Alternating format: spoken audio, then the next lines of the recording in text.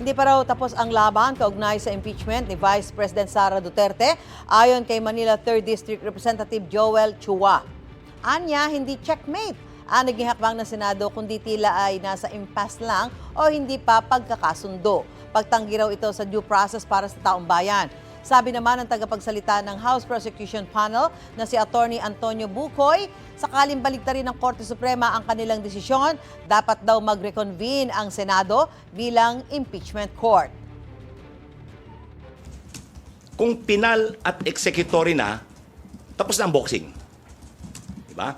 Subalit, intentionally, hindi sinabi ng Supreme Court na final and executory. Sinabi lang, executory. Hindi pwede susundin nila ngayon dahil sinabi ng Supreme Court, ibasura yan. Tapos later on, pag nagbago yung Supreme Court and sinabi na ituloy yan, hindi nila susundin. Hindi pwedeng ganun.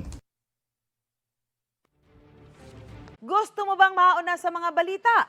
Mag-subscribe na sa GMA Integrated News sa YouTube at tumutok sa unang balita.